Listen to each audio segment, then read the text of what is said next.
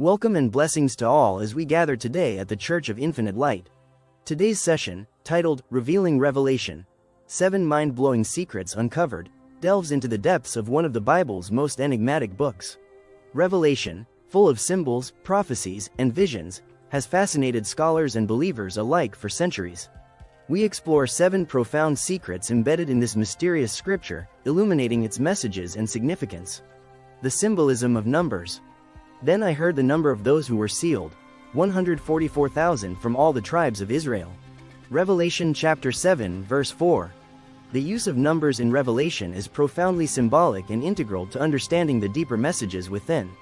The number 7, representing completeness, is used throughout Revelation to signify the fullness of God's actions and judgments. This includes the 7 churches, 7 seals, 7 trumpets, and 7 bowls.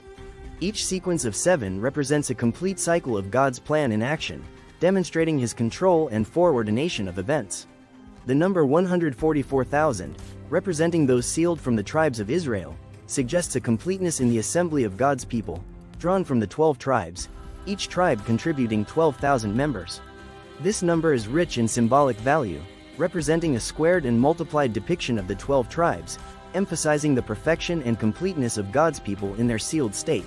Additionally, numbers like 1,260 days, 42 months, and times, and half a time appear frequently, often representing periods of trial and tribulation. These durations are based on the Jewish calendar and are tied to prophecies in the book of Daniel, which also uses similar time frames to describe periods of great distress. Understanding these numbers requires recognizing their roots in Jewish apocalyptic literature, where symbolic numbers encode deeper truths about divine timelines and events. This numerology is not arbitrary but deeply embedded in the cultural and historical context of John's audience, who would have been familiar with the Old Testament and apocalyptic traditions. These numbers communicated to early Christians that the seeming chaos of the world was under God's sovereign control, calculated and measured according to His purposes. This reassurance was crucial in a time of persecution and uncertainty, providing hope and endurance to believers. The real identity of Babylon. The name written on her forehead was a mystery. Babylon the Great, the mother of prostitutes and of the abominations of the earth. Revelation chapter 17 verse 5. The metaphor of Babylon as the embodiment of decadence, corruption, and opposition to God has deep roots in the Jewish psyche, stemming from the Babylonian captivity. By John's era, Babylon had become a codename for Rome, used discreetly to criticize the Roman Empire. Rome, like ancient Babylon, was known for its immense wealth, oppressive regimes, and the persecution of God's people. The parallels between Rome and Babylon would not have been lost on John's original audience, providing a clear frame of reference for understanding the source of evil and corruption described in Revelation. In Revelation chapter 17-18, the depiction of Babylon as a prostitute sitting on many waters, influencing and corrupting nations with her wealth and false luxuries, directly mirrors Roman economic and cultural imperialism. The call for God's people to come out of her, in Revelation chapter 18 verse 4 echoes the prophetic calls of Isaiah and Jeremiah for Israel to separate from nations that lead them into idolatry and sin. Historically, the fall of Babylon in the Old Testament was seen as a direct act of divine judgment and liberation for God's people. This historical event serves as a prophetic parallel in Revelation, suggesting that just as ancient Babylon fell, so too would Rome, and any other powers that exalt themselves against God. This prophetic assurance was a source of hope for early Christians, affirming that worldly powers are temporary and that God's justice will ultimately prevail. Furthermore, the symbolism of Babylon has transcended its immediate historical context to become a timeless emblem of any and all worldly systems that oppose God's kingdom. This makes Revelation's messages about Babylon relevant to believers across all ages, reminding them of the vigilance needed against the pervasive corrupting influences of cultural and political powers. The letters to the 7 churches. To the angel of the church in Ephesus write, Revelation chapter 2 verse 1. The letters to the 7 churches in Asia Minor are both specific and universal, addressing the immediate concerns of John's contemporaries while also providing wisdom for the church throughout the ages. Each letter follows a formula that includes commendation, criticism, and counsel, reflecting Christ's intimate knowledge of and care for His church. For instance, Ephesus is praised for its hard work and perseverance but warned about losing its first love, highlighting the balance between doctrinal purity and heartfelt devotion. These letters also serve as a spiritual diagnostic tool, offering a glimpse into the common spiritual challenges facing the early church: losing zeal for the first love, facing persecution from hostile societies, tolerating false teachings, and maintaining faith in deceptive prosperity. The repeated admonition to hear what the Spirit says to the churches underscores the need for ongoing discernment and responsiveness to divine guidance. Historically, the specific issues faced by these churches mirrored the broader social, political, and religious challenges of the Roman Empire.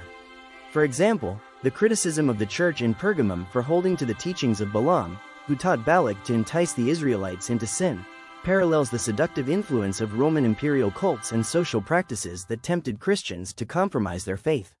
These letters, therefore, not only addressed the immediate needs of these communities but also equipped them to navigate the complexities of living out their faith in a predominantly pagan society. They remind modern readers of the timeless challenges in maintaining a vibrant and faithful witness in any cultural context, encouraging continual renewal and vigilance in the Christian life. The two witnesses. "And I will appoint my 2 witnesses, and they will prophesy for 1,260 days, clothed in sackcloth." Revelation chapter 11 verse 3. The 2 witnesses in Revelation symbolize the prophetic and priestly roles of the church, tasked with proclaiming God's truth in the midst of opposition. Their description as standing before the Lord of the earth signifies their divine appointment and authority. The period of their prophecy, 1,260 days, corresponds with times of great tribulation, emphasizing the endurance required to witness under persecution. Their power to shut the heavens and turn waters into blood echoes the miracles of Elijah and Moses, respectively, linking their ministry with the great prophets of Israel who also confronted hostile governments and led the people in righteousness. This connection not only roots their actions in the prophetic tradition but also elevates their role as divine agents of judgment and salvation. The death and resurrection of the witnesses serve as a powerful allegory for the church's experience in the world. Though it faces persecution and even death, it is ultimately invincible, resurrected, or raptured, vindicated by God before the eyes of its oppressors. This narrative offers profound encouragement to believers, affirming that martyrdom and suffering for the faith are not the end but lead to ultimate victory through divine vindication. Historically, the imagery of the witnesses reflects the situation of early Christians who often faced persecution under Roman rule. Their eventual victory in the text would have served as a symbolic assurance that despite the empire's power, God's kingdom would ultimately triumph. For contemporary Christians, their story is a reminder of the power of faithful witness and the certainty of God's justice against those who oppose his people. The mark of the beast. It also forced all people, great and small, rich and poor, free and slave, to receive a mark on their right hands or on their foreheads. Revelation chapter 13 verse 16. The mark of the beast, often interpreted as a symbol of allegiance to Antichrist forces, represents a stark contrast to the seal given to God's servants on their foreheads. This mark signifies complete economic and social submission to the beast's authority, reflecting the control and domination that Antichrist powers hold over those who reject God. Historically, this could relate to the imperial cults of Rome, where participation in emperor worship was sometimes required for trade and legal recognition. The imagery of the mark plays into broader apocalyptic themes of identity and allegiance. Just as the sealed are protected and spared from divine wrath, those with the beast's mark are subject to it, illustrating the eternal consequences of one's earthly allegiances. This dichotomy serves as a spiritual warning to John's readers about the importance of remaining faithful to God despite societal pressures and the allure of economic benefits. In a historical context, the mark could also symbolize the social and economic pressures faced by early Christians who refused to participate in public rituals that affirmed the divinity of the Roman emperor. Such refusals often led to social ostracization, persecution, or even death. The apocalyptic portrayal of this mark thus resonated deeply with their experiences, providing both a warning and an encouragement to stand firm in the face of persecution. For modern Christians, the mark of the beast can be seen as a metaphor for any system or power that demands loyalty or conformity at the expense of one's faith. It challenges believers to consider what marks they bear in their own lives, whether these are marks of God's ownership or marks of worldly compromise. The New Jerusalem. I saw the holy city, the New Jerusalem, coming down out of heaven from God, prepared as a bride beautifully dressed for her husband. Revelation chapter 21 verse 2. The New Jerusalem represents the ultimate fulfillment of God's promises, a perfect, holy city where God dwells among his people, and where there is no more death, mourning, crying, or pain. This vision is emblematic of the hope that sustains believers. a promise of redemption and restoration that transcends the pain and imperfection of the current world. The detailed description of the New Jerusalem, with its gates of pearls, streets of gold, and foundations adorned with every kind of precious stone, is not only a depiction of its splendor but also symbolizes the beauty and value of eternal life with God. The absence of a temple in the city highlights that God and the Lamb are its temple, underscoring the intimate and unmediated relationship between God and his people in the new creation. This eschatological vision serves as a capstone to the biblical narrative, from the Garden of Eden in Genesis to the restored paradise in Revelation. It links the themes of creation, fall, redemption, and restoration, showing God's plan coming full circle.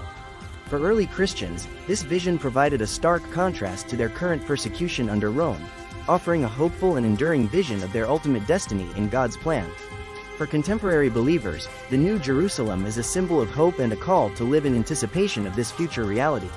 It motivates a life of purity, perseverance, and piety, reflecting the values of this coming kingdom in the present world. It also serves as a reminder of the ultimate reality of God's kingdom, encouraging believers to focus on eternal, rather than temporal, matters. The victory of the Lamb. They will wage war against the Lamb, but the Lamb will triumph over them because he is Lord of Lords and King of Kings, and with him will be his called, chosen and faithful followers. Revelation chapter 17 verse 14. The recurring image of the Lamb in Revelation, identified as Jesus Christ, is central to understanding the book's message of victory. The Lamb conquers not through military might but through sacrificial death, overturning conventional notions of power and authority. This paradoxical victory is a key theme in Revelation, emphasizing that true power lies in humility, sacrifice, and righteousness. The triumph of the Lamb assures believers that Christ has overcome the world and its rulers, not by force but through his self-giving love and resurrection. This victory is shared with his followers, who are called to conquer in the same way, through the testimony of Jesus and the word of their testimony, even to the point of death. Historically, this message would have provided profound comfort and motivation to early Christians facing persecution. It affirmed that their suffering was not in vain and that they were part of a larger cosmic battle in which their side had already secured the ultimate victory through Christ. It called them to faithful endurance, based on the certainty of Christ's triumph over all evil and oppression. For today's Christians, the victory of the Lamb is a call to spiritual warfare through the means of grace and the armor of God. Ephesians chapter 6. It challenges believers to engage in the world as agents of God's love and truth, empowered by the victory of Christ to overcome evil with good. This message remains profoundly countercultural, proposing a model of leadership and power based on service and sacrifice rather than domination and control. Thank you for joining us today at the Church of Infinite Light as we explored these profound secrets from the book of Revelation. Each insight helps us to understand the complex visions and prophecies of this apocalyptic text, drawing us deeper into the mysteries of divine truth. For more insights and teachings, please subscribe to our channel. May these revelations inspire you to live with hope and perseverance as we await the full realization of God's kingdom. God bless you.